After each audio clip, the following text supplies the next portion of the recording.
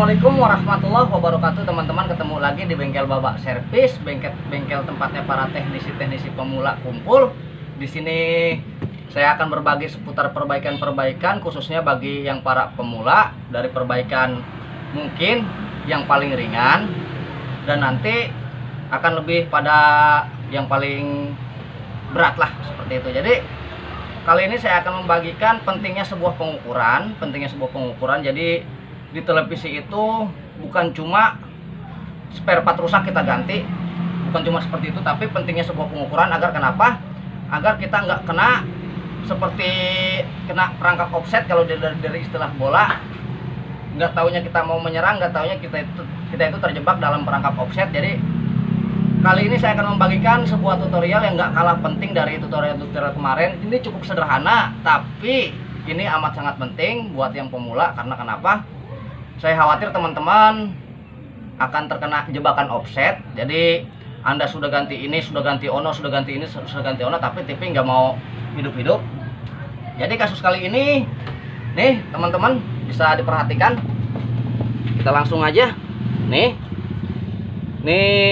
Multimax dengan kerusakan, ada suara nggak ada gambar. Jadi bukan cuma LED aja, ada suara nggak ada gambar. Ini pun kadang-kadang ada seperti itu. Nih saya gedein tuh, suaranya kenceng banget. Suaranya ada, tapi gambar blank hitam seperti ini. Jadi kasus seperti ini, apa yang harus pertama kita ntar saya kecilin dulu. Nih saya gedein lagi. Oh, jelas banget ya, kedengeran ya. Ini ada suaranya. Sekarang saya kecilin lagi. Jadi jika bertemu dengan kasus seperti ini, apa yang harus kita cek? Terutama di TV Cina yang nggak memiliki sistem protect. Apa yang pertama kita cek? Yang kita cek adalah bagian RGB-nya, tegangan-tegangan videonya yang mensuplai area-area RGB, baik itu dari strum video dan juga dari headernya sama headernya. Jadi kalau di LED itu menggunakan backlight, kalau dia cukup satu lampu header aja, apa itu hidup atau enggak.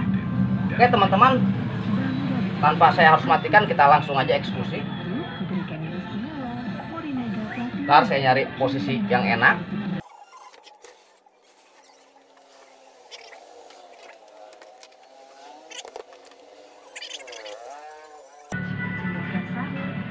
Oke teman-teman, seperti itu. Jadi itu udah kedengeran ya suaranya. Jadi kita fokus pada area RGB.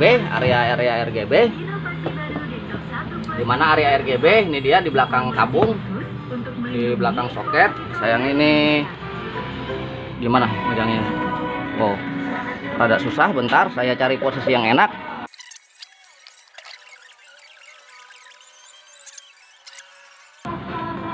Kita lihat lagi tuh, suara terdengar ya, tapi tuh gambar blank.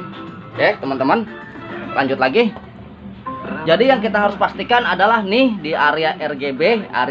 Apa itu RGB? RGB itu adalah singkatan bahasa dari red, green, dan blue. Ini dia perangsang dari chroma yang dihasilkan nih dari awal input 2 volt, nanti dikembangkan lagi, lebih dibesarkan oleh RGB metrik ini menjadi 100 volt lebih. Ini sinkronisasi pada gambar teman-teman. Oke, kita pakai yang analog aja, yang digital aja, biar teman-teman bisa melihat. Oke teman-teman, nih ini ada 171 volt nih teman-teman, ada 171 volt teman-teman ya. Jadi kita lihat lagi di bagian finalnya, dia ini harus berkurang, minimal dia 150 ke bawah atau boleh juga ke atas. Ini belum kerja. Oke 171, ini dia sama. Oke, ini baru kerja 1. Jadi seperti itu teman-teman, baik kita cek di final ataupun di baik di final ataupun di input awalnya. Nih dia nih. Jadi selebihnya kita cek di bagian headernya, apakah headernya itu ada tegangan atau tidak. kita lihat lagi teman-teman, kita lihat lagi. Bentar. Oke, lanjut teman-teman. Sekarang kita tahap pada cek heater. Kalau cek heater nih kita taruh pada skala AC10. Nih AC10. Kita lihat heaternya. Kita lihat heaternya. Nih teman-teman, apakah ada? Minimal dia 5 volt. Oke, dia kurang banget. Ini nggak ada sampai 5 volt. Ini kemungkinan sedikit, kalau seperti ini sedikit ada korosi pada kabel. Sekarang kita cek dari awal input ininya, input apa tuh namanya, pada input resistornya, resistor heater. Tadi cuma terukur cuma sekian volt doang, nggak sampai banyak banget.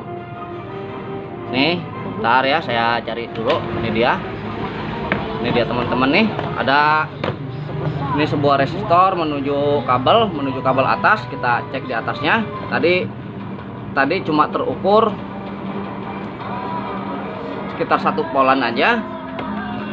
Sekarang kita ukur di sininya teman-teman, semoga terlihat. Ini biasa 1 ke ground, 1 ke ground. Nih 1 di ground, 1 di bagian ininya teman-teman.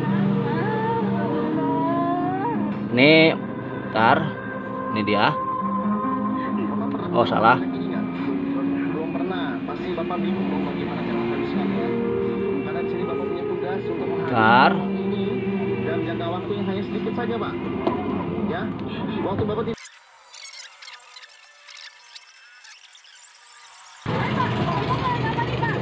Nih saya mengalami kesulitan nih, di atasnya rada susah dipegangnya.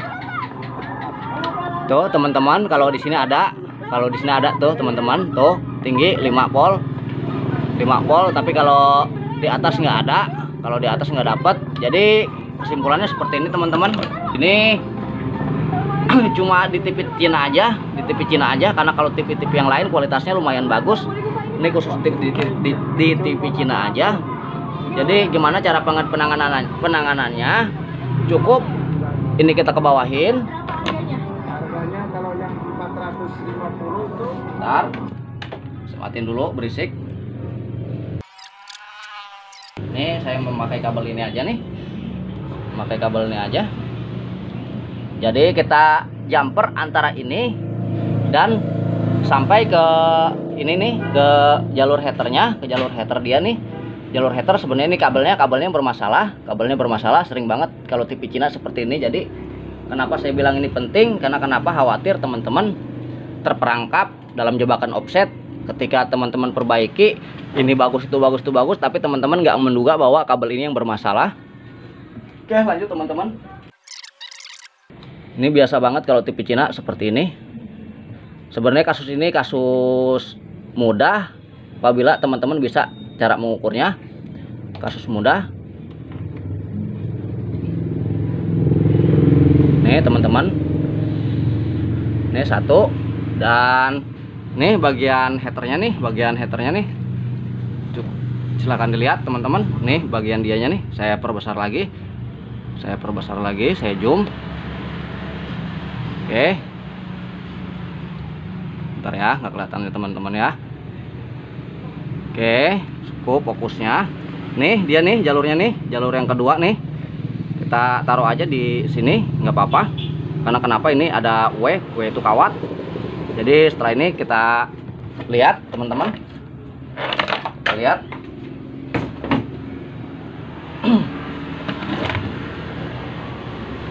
Oke, saya rapikan dulu.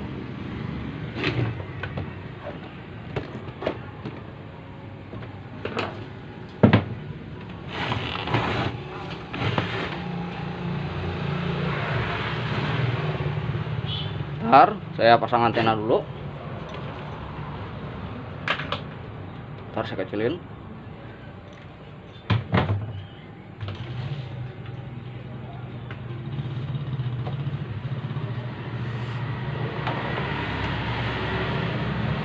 Bismillahirrahmanirrahim. Dan coba kita lihat. Oke teman-teman, gambarnya langsung terlihat.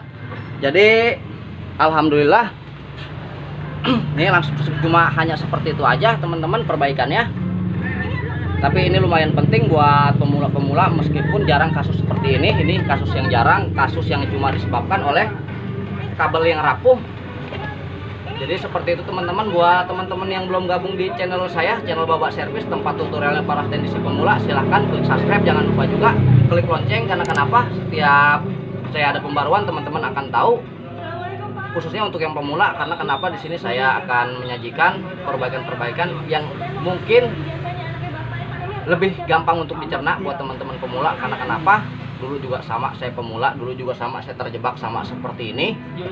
Ketika saya ubek-ubek nggak dapat, ternyata cuma kabelnya doang yang rapuh, kurang ajarnya seperti itu. Oke teman-teman, wabillahi taufiq wal hidayah, wassalamualaikum warahmatullahi wabarakatuh.